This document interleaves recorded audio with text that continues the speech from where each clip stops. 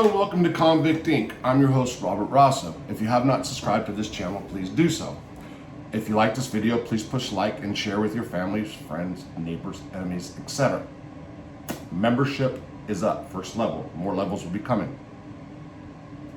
Mob Monday. This is a Mob Monday story, and it is about Joey Bang Bang, Joseph Massaro, a soldier in the Lucchese crime family. I was with old Bang Bang in Leavenworth from 1998 until I left at the end of 2002, and he popped up at Lewisburg when they turned Leavenworth into a medium high, I guess you would say, an FCI technically, but so they shipped a lot of the guys out with life sentences. They shipped pretty much everybody out of there, but just a few. So let me go ahead and read the official background of Joey Bang Bang. Okay, so Joseph Massaro was a Lucchese soldier. He was a member of the Harlem crew and reported to Capo Anthony Barada. During the 1980s, Massaro extorted Long Island topless bars by starting a feud with the Bonanno crime family. In 1990, Massaro and Patrick Esposito murdered Joseph Fiorito. In 1993, Massaro was found guilty of extortion and arson to take over Long Island topless bars. At his trial, FBI agent Joe Pistone discussed what he learned about a 1980 Bonanno-Lucchese family sit-down over the topless bars incidents in Long Island. He was convicted on October 27, 1993 of violating the Racketeer Influenced and Corrupt Organizations Act by committing a long list of crimes. He was also sentenced to life without possibility of release, and was also ordered to pay $344,100 in fines and restitution. Former Lucchese family acting boss Alphonse D'Arco also testified against him. I didn't know that. Massaro is currently serving life and never getting out. By the way, on this, what's this website called? There's a letter, Worth Point is the website, and they're auctioning off a letter that old Bang Bang wrote from Lewisburg. Actually, that's what it says on the envelope. Yeah, Lewisburg, PA. Anyway, I remember being in the visitation room with my parents, and when we were sitting there talking, and in walked old Bang Bang, and my dad looked at him, and he was real friendly, real polite guy. My dad said, "What mobster is that?" or something, and because he fit the profile. I mean, he looked like an Italian mobster. I don't know how else to say it. Anyway, very nice guy. Like I said, he came and said hello to my family and everything else. I didn't really know him at the time. He was a soldier. He was like a low-level guy, so he's not like a Bobby Manna or a John Stanford. But I saw his face, and he was across, I want to say he was in C Block, and this is at Leavenworth. A couple weeks later, I was out on the yard, summertime in Leavenworth. There used to be bleachers out there, and there was a lot of wine drinking going on in the yard during the summertime. We used to actually make wine and dig holes in the yard and let wine cook in the holes and then unearth the wine and drink it. And there was a whole crew of us up on the bleachers. There's no more bleachers in Leavenworth. It used to be big, like Roman Colosseum type bleachers. It was like a half moon shape. The bleachers were awesome back in the day. And overlooked the baseball field, and also the track that was around the baseball field.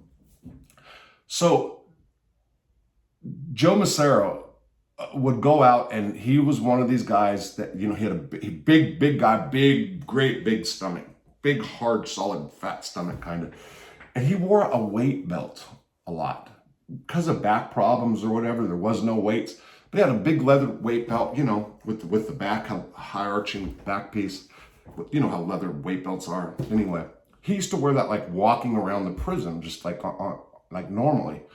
And we used to kind of clown him behind his back, like what an idiot he looked like and stuff like that. Again, I'm a West Coast guy, hanging out with West Coast dudes, or just not even West Coast, even guys that were just white guys that weren't into the whole Italian mob thing. Okay, they would probably call us junkies and all that other stuff. Whatever. So one day we're out there and we're drinking, and we're actually pretty buzzed. And I'm going to say there's, anywhere from 5 to 10 of us. I can remember some of the guys out there, but I just remember the scene well. So we're drinking, and Joe used to do sprints.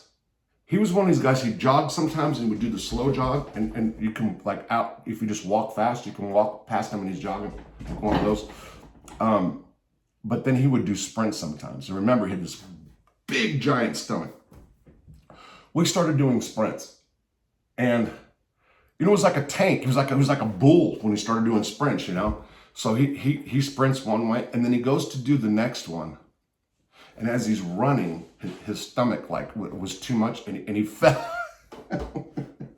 He fell face plant. Boom! I mean, fucked himself up, and we died laughing. I mean, the whole bleachers. Blah! It wasn't just us; it was the other ones, because it looked so funny. Because you can see the momentum. You can see his stomach had the momentum. It was like. His stomach was running in front of him, and he couldn't do it. Boom, down, boom, right on the asphalt. Bad fall. Boy, when he got up and he looked, and like I said, there was other people on the bleachers, different sections. Like there was a black guy in the black section of the bleachers. Yes, there were sections, and they were laughing, but he saw us, and I remember him getting up, and he just looked and just stood there for a minute, like taking note, like he was going to come murder us all. And we laughed even harder at him for that. I was like, shut the fuck up. You ain't got a gun and you ain't going to do nothing. And that's the truth. What that happened. I didn't have any really relationship with this guy, so I'm not going to pretend that I did. And then came 2005 at Leavenworth. Then came 2005. Shows up at Lewisburg. At the time, I was... the face of the Dirty White Boy prison gang in that spot, de facto shot caller leader, whatever you want to say, whatever. And Joe shows up, and I always remembered him being a Bible thumper. He used to carry the Bible. You'd see him walking around with the Bible, like in Leavenworth. But he started doing this at Lewisburg, all the time. You'd see him walking down the hall with just the Bible in his hand constantly. I don't know, just the Bible in his hand.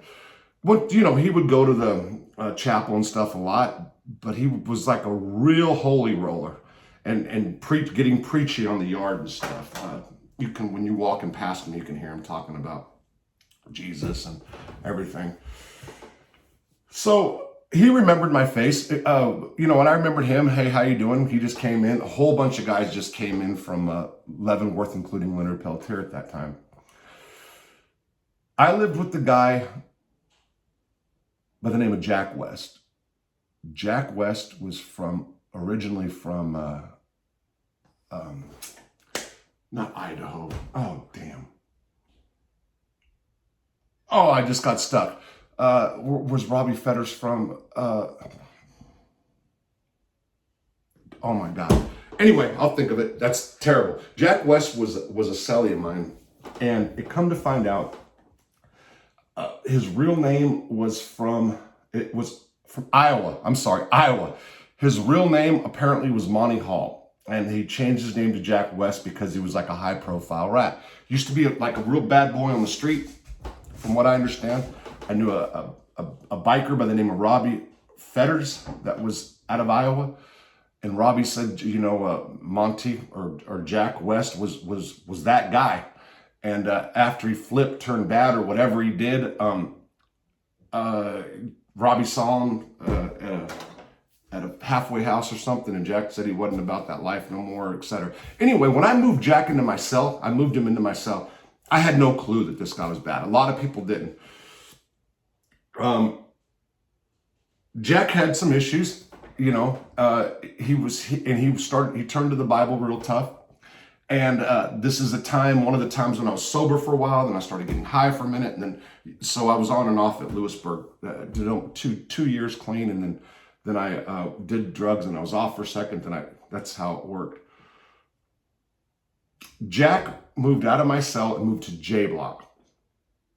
And when he left my cell, he'd started using drugs again. I'm not going to say because of me, because that wouldn't be true, but he was hitting the needle. Okay. Well, he went to J Block, and he had the whole religious thing in him, meaning he was conflicted between, he didn't know if he wanted to get high or do Jesus, or what he was trying to do. So a lot of guys that get torn or they'll turn to Jesus, whatever. Jack was one of those. And the more drugs he would do, the more he'd pick up the Bible and read. High, especially when he was high. He went to J Block, this is in Lewisburg, and befriended Joey Bang Bang, or vice versa. I guess they started talking about the Lord a lot in the cells. And Jack still had the monkey on his back, so when he was over there, he was getting high some. One day, Jack and another guy enter his cell, put the curtain up. Now, what does that mean? In Lewisburg, the doors would open in and out. And if you were doing like the privacy thing, like going to the bathroom, jerking off, or doing drugs, you put something cover over your window. There's a little window that officers can see through. A lot of guys would put a towel over the window and then let it hang down. Some of them put cardboard up. I actually don't know what Jack had. I don't know if it was a piece of cardboard or if it was a towel.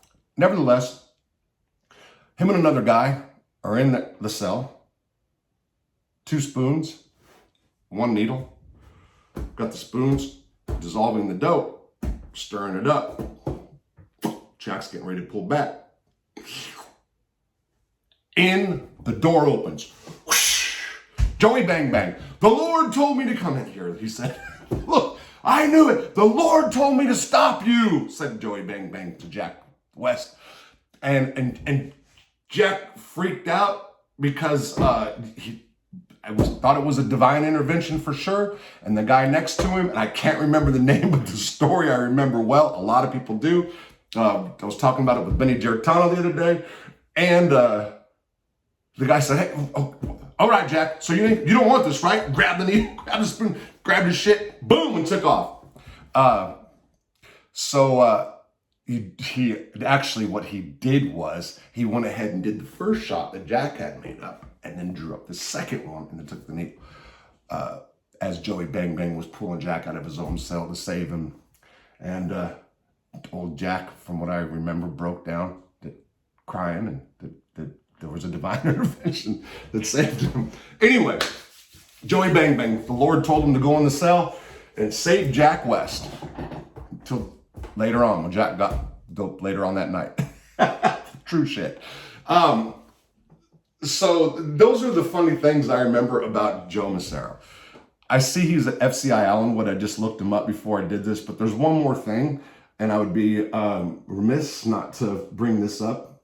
And because Benny brought it up in an interview that I did with him, I don't know if it'll make it into the cut. I'm working on it right now. It's coming. It's coming. There's a reason I haven't done it yet, but it's coming.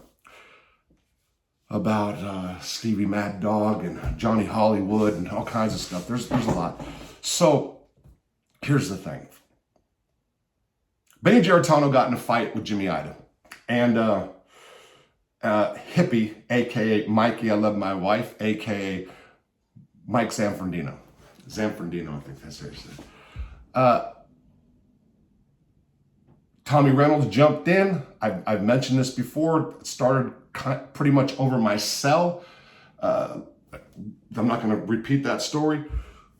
But when those guys were in the hole, that is Mike Zanfordino, Jimmy Ida, Benny, and Tommy, Joe Massaro, Joey Bang Bang, went to staff and told them, do not let Benny Giarratano out, and Tommy, I think Tommy too. But him and I don't know what other Italian, I'm not going to name, I know he did because I went to to get them out. What do I mean by that? Benny and Tommy Reynolds lived in the same block that I did. We were all super close. So me and my dude Dusty go pull up on them and said, we're guaranteed there would not be any problems.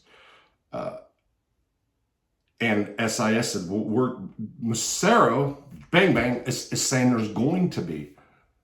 A little bit surprising. Now, let me tell you, just so people will understand, when people go to staff, especially in a USP, which we were, and tell them not to let somebody out of the hole, that's considered snitching. That's considered being a rat. So I know there's some people that disagree with that. That's just how it was back in the day. So Massaro was really pushing to transfer Benny. Anyway, I ended up getting Benny out and Tommy.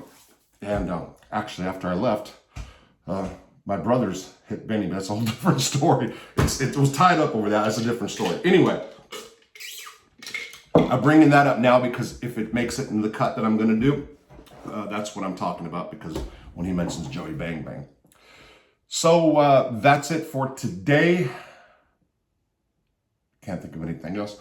Membership's up. There'll be different levels. Hope you enjoyed.